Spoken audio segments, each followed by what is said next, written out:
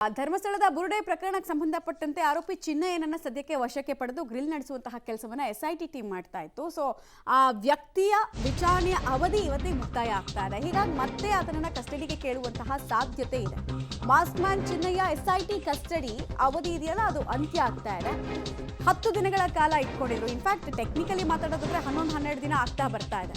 ಹೆಚ್ಚಿನ ವಿಚಾರಣೆಗೆ ಮತ್ತೆ ಎಸ್ಐಟಿಗೆ ಈತನನ್ನ ಕೇಳುವಂತಹ ಸಾಧ್ಯತೆ ಜಾಸ್ತಿ ಇದೆ. ಯಾಕಂದ್ರೆ ಷಡ್ಯಂತ್ರದ ಸ್ವರೂಪ ಬಹಳ ದೊಡ್ಡದು. ನಿನ್ನೆವರೆಗೂ ಚಿನ್ನಯ್ಯನನ್ನ ಎಸ್ಐಟಿ ಅಧಿಕಾರಿಗಳು ವಿಚಾರಣೆಗೆ ಒಳಪಡಿಸಿದ್ರು. ಮತ್ತೆ 3 ದಿನಗಳ ಕಾಲ ಕಸ್ಟಡಿಗೆ ಪಡೆಯುವಂತಹ ಸಾಧ್ಯತೆ ಇದೆ.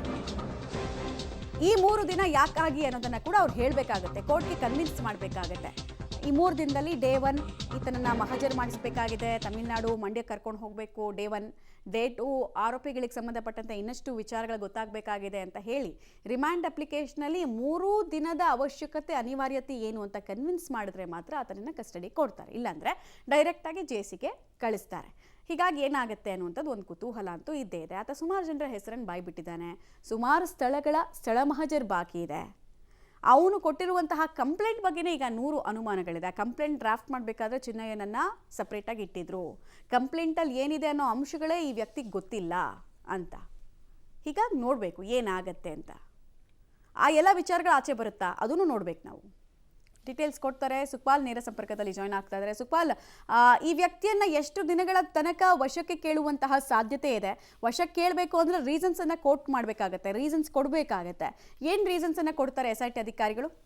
ಮಮತಾ, ಇವತ್ತಿಗೆ ಪೊಲೀಸ್ ಕಸ್ಟಡಿ SIT ಕಸ್ಟಡಿ ಅಂತ್ಯ ಆಗುತ್ತೆ ಚಿನ್ನಯ್ಯಂದು. ಹಾಗಾಗಿ ಇವತ್ತು ಮತ್ತೆ ನ್ಯಾಯಾಲಯಕ್ಕೆ, ಬೆಳ್ತಂಗಡಿ ನ್ಯಾಯಾಲಯಕ್ಕೆ ಹಾಜರುಪಡಿಸಬೇಕಾಗುತ್ತೆ. ಆ ಸಂದರ್ಭದಲ್ಲಿ ಮತ್ತೆ 3 ದಿನಗಳ ಕಾಲ ಆದರೂ ಕನಿಷ್ಠ ಕೊಡಬೇಕು ಅನ್ನುವಂಥ ಒಂದು ಮನವಿಯನ್ನು ಸಲ್ಲಿಸಲಿಕ್ಕೆ SIT ತಯಾರಿಗಳನ್ನು ಮಾಡಿಕೊಂಡಿರುವಂಥದ್ದು. ಈಗ ಕೇವಲ ಬೆಂಗಳೂರಿನಲ್ಲಿ ಹೋಗಿ ಮಹಜರ್ ಮಾಡಲಾಗಿದೆ. ಜೊತೆಗೆ ಉಜಿರೆಯಲ್ಲಿರುವಂಥ ಒಂದು ಹಳ್ಳಿಮನೆ ರೆಸಾರ್ಟಲ್ಲಿ ಒಂದು ಮಹಜರ್ ಮಾಡಲಾಗಿದೆ. ಅದರ ಜೊತೆಗೆ ತಿಮರೋಡಿಯ ಮನೆಯಲ್ಲೂ ಮಹಜರ್ ಮಾಡಲಾಗಿದೆ. ಇನ್ನು ಕೆಲವು ಕಡೆಗಳಲ್ಲಿ ಮಹಜರ್ ಮಾಡಲಿಕ್ಕೆ ಅಗತ್ಯತೆ ಇದೆ. ಹೀಗಾಗಿ ಆ ಮಹಜರ್ ಕೆಲಸಗಳನ್ನು, ಜೊತೆಗೆ ಇನ್ನೊಂದಷ್ಟು ಮಾಹಿತಿಗಳನ್ನು ಹೊರಗೆ ಪಡೆಯುವಂತಹ ಹಿನ್ನೆಲೆಯಲ್ಲಿ ಈಗ SIT ನ್ಯಾಯಾಲಯದ ಮುಂದೆ 3 ದಿನಗಳ ಕಾಲ ಮತ್ತೆ ಕಸ್ಟಡಿಗೆ ಕೇಳುವಂಥ ಸಾಧ್ಯತೆ ಇದೆ. ಈ ಕಸ್ಟಡಿಗೆ ಕೇಳಿದ ಬಳಿಕ ಒಂದಷ್ಟು ಮಹಜರ್ ಪ್ರಕ್ರಿಯೆಗಳು ನಡೀತಾ ಇದೆ. ಅದು ಮಂಡ್ಯ ಆಗಿರ್ಬೋದು ಆತನ ಮನೆ, ಅದರ ಜೊತೆಗೆ ತಮಿಳುನಾಡಿನಲ್ಲೂ ಹೋಗಿ ಮಹಜರ್ ಮಾಡುವಂಥ ಸಾಧ್ಯತೆಗಳಿದೆ. ಈ ಹಿನ್ನೆಲೆಯಲ್ಲಿ ಈಗ 3 ದಿನಗಳ ಕಾಲ ಮತ್ತೆ SIT ಈ ಒಂದು ಆರೋಪಿ ಚಿನ್ನಯ್ಯ ಏನಿದ್ದಾನೆ ಆತನನ್ನು ಮತ್ತೆ ಕಸ್ಟಡಿಗೆ ಪಡೆಯುವಂಥ ಸಾಧ್ಯತೆಗಳಿರುವಂಥದ್ದು. ಇವತ್ತು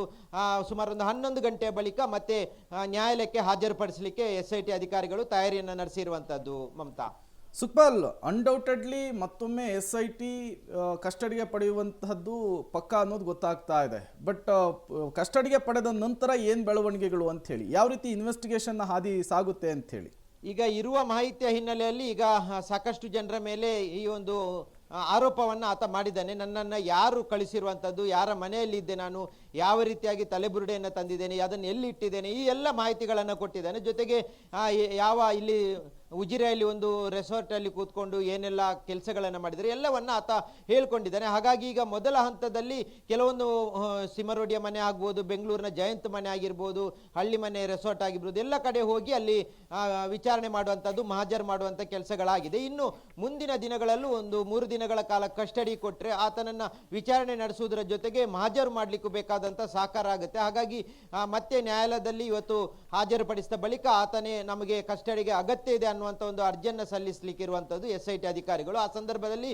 ಕನಿಷ್ಠ ಗರಿಷ್ಠ 3 ದಿನಗಳ ಕಾಲ ಕೊಡುವಂಥ ಸಾಧ್ಯತೆಗಳಿರುವಂಥದ್ದು. ಈಗಾಗಲೇ 12 ದಿನಗಳ ಕಾಲದ ಏನು ಕಸ್ಟಡಿಗೆ ಕೊಟ್ಟಿದ್ದಾರೆ ಅದು ಮುಗಿಯುತ್ತದೆ. ಹಾಗಾಗಿ ಮತ್ತೆ 3 ದಿನ ಕೊಡುವಂಥ ಸಾಧ್ಯತೆ ಇರುವಂಥದ್ದು. ಪ್ರೇಮ್.